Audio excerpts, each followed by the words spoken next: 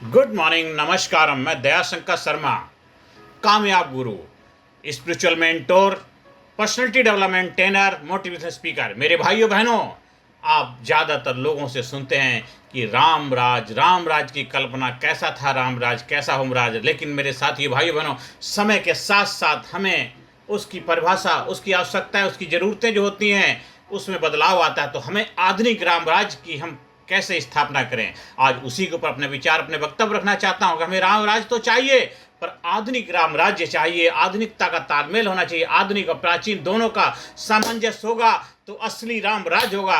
कि आवश्यकता आविष्कार की जननी है। जैसे जैसे आवश्यकताएं बढ़ती, चुनौतियां बढ़ती हैं, उसी हिसाब से हमें अपने आप को अपग्रेड करना पड़ता है, अपलिफ्ट करना पड़ता है, अपने मानसिक को बदलना पड़ता, सोच विचार को बदलना पड़ता, हमारी ज़रूरतें बदल रही हैं। प्राचीन टाइम में देखो, हम बैलगाड़ी से यात्राएं करते थे, ठीक है, लेकिन धीरे धीरे रथों से यात्राएं करते थे, हाथी से जाते। लेकिन अभी समय बदल गया, फास्ट लाइफ हो गई है। अभी उनसे अगर यात्राएं करेंगे, वो केवल फैशन शो के लिए तो ठीक हैं, लेकिन उससे जीवन में हम तालमेल नहीं बिठा पाएंगे, क्योंकि आधुनिकता की दौड़ है, भागम भाग लगी है, स्पीड का युग है। इस वजह से हमें अपने आप को अपग्रेड, अपलिफ्ट करना पड़ेगा। तो आधुनिक रामराज हमारा कैसा हो मेरे भाइयों बहनों, आज का विषय केवल धार्मिक नहीं है, राष्ट्र निर्माण का विषय है। रामराज सब सुनते ही मन में आदर्श समाज, न्याय, समानता और सुख शांति की छवि आती है मेरे भाइयों बहनों। कवि तुलसीदास जी ने भी लिखा है कि दैविके भौतिके तापा, राम राज नहीं का हुई व्यापा। अर्थात राम राज में कोई दुख या न्याय, अत्याचार नहीं होता मेरे भाइयों बहनों। लेकिन प्रश्न यह है, क्या आज के युग में भी राम राज स्थापित हो सकता है? क्या आधुनिक समाज में भी न्याय, समानता, सुख शांति लाई जा सकती है? उत्तर है बिल्कुल, हाँ बिल्कुल हो सकता है। Where there is will there is a way. जहाँ चाह है वहाँ राम हो सकता है। ऐसी बात नहीं, आज के समय में भी राम राज की स्थापना हो सकती है मेरे भाइयों। राम राज्य का स्वरूप, आदर्श कैसा होना चाहिए? राम राज्य का अर्थ केवल भगवान राम का शासन ही नहीं है, यह एक आदर्श व्यवस्था है जहाँ राजा शासनकर्ता ईमानदार और त्यागी हो, प्रजा खुशहाल हो, न्याय सबको समान रूप से मिले, कोई भूखा ना सोए, कोई अन्याय का शिकार ना हो, समानता का सबको अवसर मिले, हर आदमी प्रगति करे, हर घर में खुशहाली हो, हर घर में प्रेम का वातावरण हो मेरे भाइयों बहनों। यही आदर्श स्वरूप है रामराज का। इसकी विशेषताएं क्या हैं? धर्म पर आधारित शासन होना चाहिए, शिक्षा और संस्कृति का सम्मान होना चाहिए, महिला का सम्मान होना चाहिए, भ्रष्टाचार और न्याय से मुक्त व्यवस्था होनी चाहिए, करुणा और सेवा की भावना होना चाहिए। रामराज का मूल सिद्धांत है, राजा नहीं जनता सर्वोपरि है। राजा नहीं, जनता सर्वोपरि है। जनता जनार्दन है। हाँ, जनता के तालमेल से राजा अपने आपको राजा कह पाता है। ऐसा रामराज का मूल सिद्धांत है मेरे भाइयों बहनों। लेकिन आधुनिक समय में चुनौतियां क्या है, चैलेंज क्या है? अगर हमें रामराज स्थापित करना है तो उन चुनौतियों को ध्यान में रखते हुए हमें काम करना है। तो आज 21st सेंचुरी में हमारे सामने सबसे बड़ी चुनौती है हमारे देश के अंदर है, क्योंकि हम दूसरे देशों की बात तो करेंगे, पर हम अपने देश की बात कर रहे हैं, भारत देश की बात कर रहे हैं। आज भारत देश की 140 करोड़ जो आबादी है उसकी बात कर रहे हैं। यहाँ हमारे लिए सबसे बड़ी चुनौतियाँ क्या है? बेरोजगारी की समस्या है, अनएम्प्लॉयमेंट का चैलेंज है, भ्रष्टाचार का चैलेंज है, असमानता का चैलेंज है, हिंसा अपराध का चैलेंज है, पारिवारिक टूटन बिखराव हो रहे हैं, पर्यावरण संकट है। यह सब आधुनिक रामराज की राह में सबसे बड़ी चुनौतियां हैं। और इन चुनौतियों को पार करके, इनके ऊपर विजय पताका लहरा करके हम आधुनिक रामराज की स्थापना करने में आगे अपने आप को अग्रसर करेंगे। ये करना ही पड़ेगा, क्योंकि ये रामराज राम का राज्य है, राम का देश है, राम की महिमा है। और राम राज्य की स्थापना आधुनिक युग में जरूर हो सकती है, अगर हर देशवासी, भारत देश का हर आदमी राम राज्य के सपने को साकार करने के लिए अपनी तरफ से पूरा प्रयास करेगा। तो ये जो भी चुनौती है, जो भी चैलेंज है, उसके ऊपर विजय पताका लहराएंगे। हर आदमी अपने आप को बेरोजगारी से बाहर निकालने के लिए प्रयास करेगा, भ्रष्टाचार से निकलने का प्रयास करेगा। भ्रष्टाचार आखिर करने वाले कौन लोग हैं? हम सभी लोगों में से कोई ना कोई तो होता है। किसी परिवार का, किसी का बेटा है, किसी का भाई है, किसी का पति है, किसी की बहन है, किसी का बाप है, किसी का दोस्त है। यही तो लोग हैं। और है कौन? अगर सारे लोग दृढ़ निश्चय कर ले, दृढ़ संकल्प कर ले कि हमें भ्रष्टाचार से मुक्ति पानी है, बेरोजगारी से मुक्ति पानी है, असमानता से मुक्ति पानी है, हिंसा अपराध पर लगाम लगानी है, पारिवारिक टूटन को रोकना है, पर्यावरण संकट से निकलना है, तो राम राज को आने से कोई दुनिया की ताकत रोक नहीं सकते। मेरे भाइयों बहनों, आधुनिक राम राज्य की विशेषताएं क्या होनी चाहिए मेरे भाइयों बहनों? पहला, सुशासन, गुड गवर्नेंस होनी चाहिए। नेता और अधिकारी राम जैसे चरित्रवान हो, नेता और अधिकारी राम जैसे चरित्रवान हो। रघुकुल रीत सदा चली आई, प्राण जाए पर वचन ना जाए। अगर वचन दे दिया तो वचन दे दिया, कमिटमेंट कर दिया तो कमिटमेंट कर दिया। झूठ मतलब उसके पास भटकना भी नहीं चाहिए। झूठ बोल के अगर सत्ता हासिल करता है, झूठ बोल के केवल बरगलाता है, झूठ बोल के वोट हासिल करता है, तो राम राज की कल्पना भूल जाओ। क्योंकि राम राज का मतलब है नेता और अधिकारी राम जैसे चरित्रवान हो। जितने हमारे आईएएस ऑफिसर हैं, ब्यूरोक्रेट्स हैं, वो राम राज जैसा उनके अंदर चरित्र हो, कैरेक्टर हो, और नेता का कैरेक्टर भी राम राज जैसा हो। तभी जाकर और जनता भी राम राज जैसा हो। राम को चुनने की एबिलिटी उसके अंदर होनी। जनता की सेवा में राजनीति, सत्ता का लालच नहीं होना चाहिए मेरे भाइयों बहनों। ये ऐसा पहली खूबी होती है रामराज की, गुड गवर्नेंस। दूसरी खूबी है समान अवसर। हर वर्ग को शिक्षा, स्वास्थ्य, रोजगार और सम्मान मिले। गरीब और अमीर के बीच खाई खत्म हो। अमीर और गरीब के बीच में बहुत बड़ी खाई है, बहुत बड़ी खाई है। उसके बीच में जो गैप है उसको अंदर बैलेंस होना चाहिए मेरे भाइयों बहनों। ये दूसरा उसकी विशेषताएं हैं रामराज की। अब तीसरी व्यवस्था क्या खूबी होनी चाहिए? न्याय और पारदर्शिता। हर व्यक्ति को समय पर न्याय मिले। न्याय केवल किताबों में ना रहे बल्कि जमीनी हकीकत भी बने मेरे भाइयों बहनों। ये तीसरा उसकी क्वालिटी है। और चौथी, आर्थिक आत्मनिर्भरता। स्थानीय उद्योग, स्टार्टअप, गांवों की अर्थव्यवस्था को मजबूत करना। Make in India, local for vocal का विस्तार होना चाहिए मेरे भाइयों बहनों। और पांचवी खूबी, सांस्कृतिक मूल्यों की रक्षा। हमारी परंपरा, भाषा, संस्कृति का सम्मान।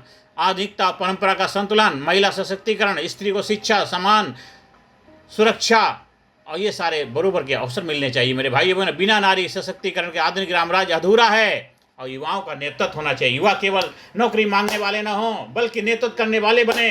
क्योंकि उनका जोश होता है, जुनून होता है, उनके अंदर इनोवेशन होता है, खूबी होती है।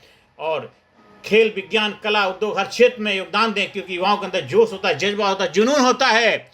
जब युवा देश के राजनीति में आएंगे तो देश को नई ऊंचाइयों पे ले जाएंगे। इनोवेशन से इनोवेशन होता है मेरे भाइयों बहनों।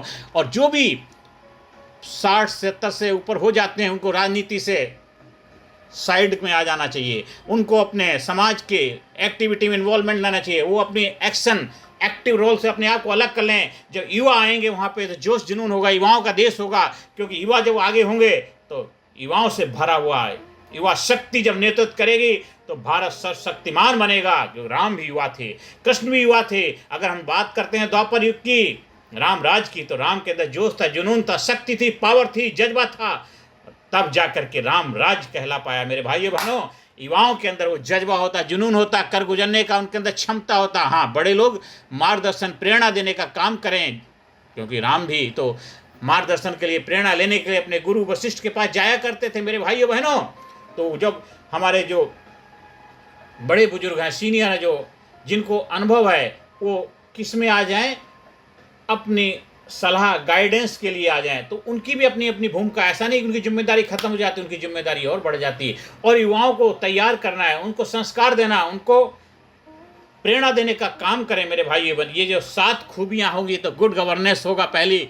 और समान अवसर, न्याय, पारदर्शिता, आर्थिक आत्मनिर्भरता, सांस्कृतिक मूल्यों की रक्षा, महिला सशक्तिकरण, युवाओं का नेतृत्व होगा। तब जाके आधुनिक रामराज स्थापित हो पाएगा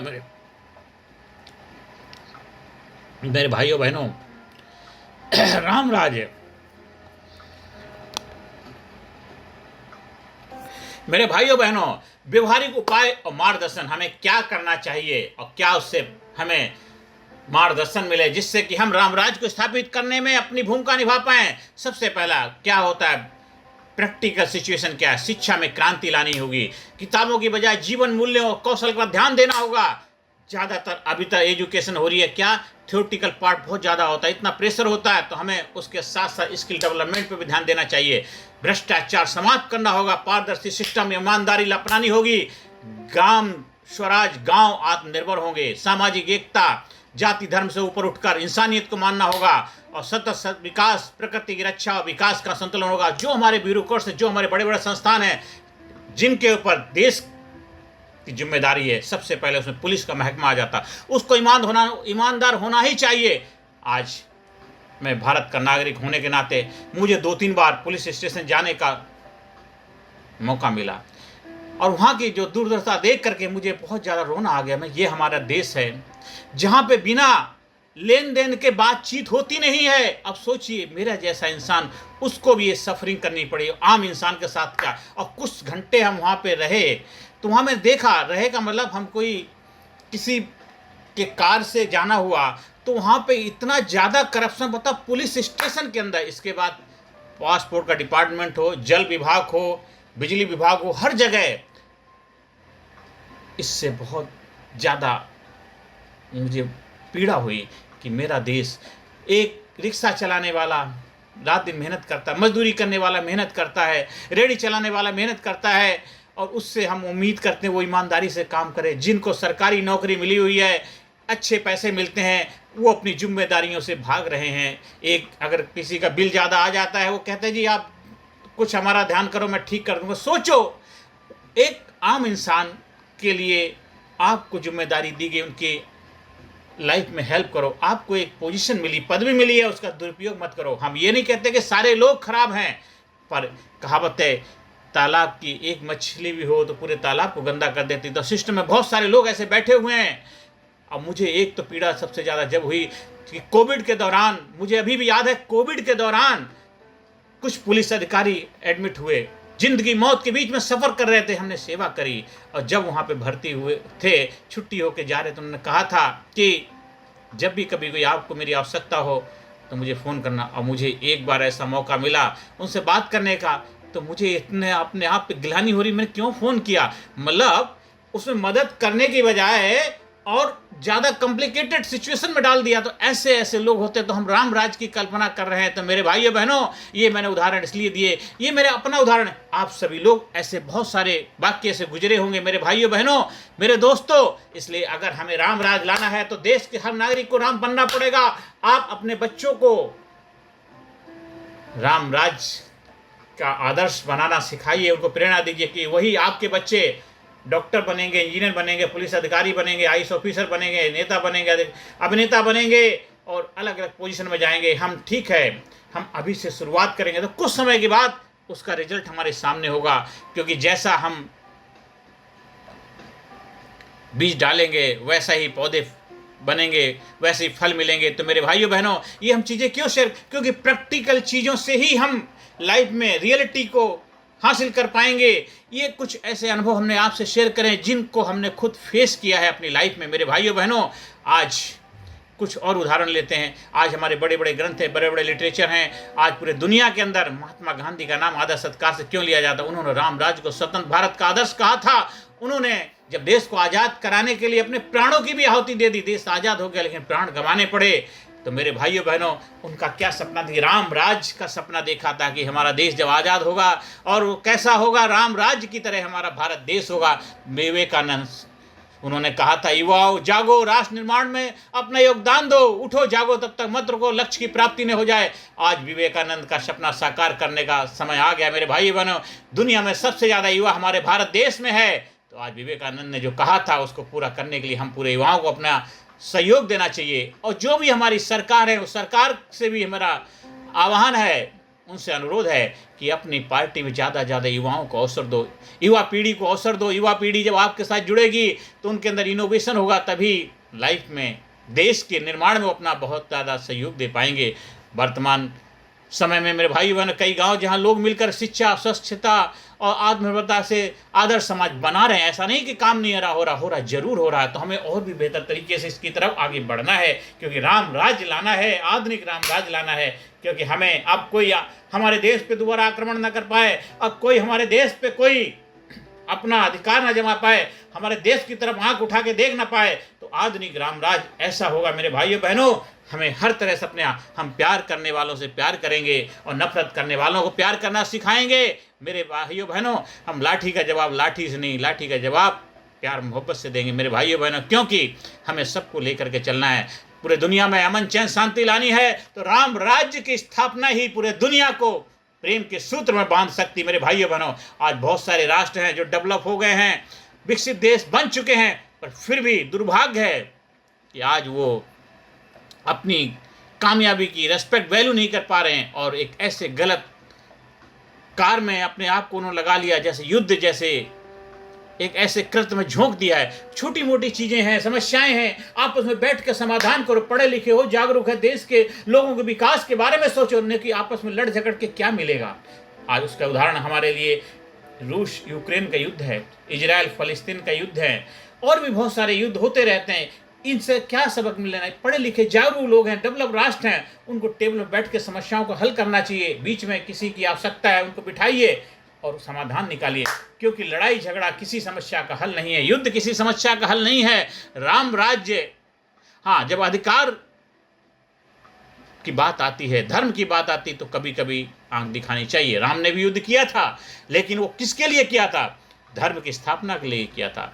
कृष्ण ने भी युद्ध किया था, धर्म का स्थापना करने के लिए युद्ध हुआ था। तो जहाँ ऐसी बात आ जाती, जब कोई रास्ता नहीं बचता है, तब आखिरी रास्ते के रूप में युद्ध में जाना चाहिए, क्योंकि उससे ही समाज को बेहतर बनाया जा सकता है, दोनों देशों के लिए।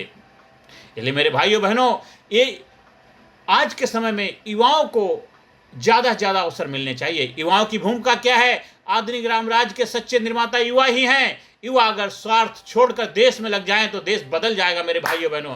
तकनीक और नवाचार से नया भारत बन सकता है। राजनीति, समाज और शिक्षा, हर जगह युवाओं का नेतृत्व जरूरी है मेरे भाइयों बहनों।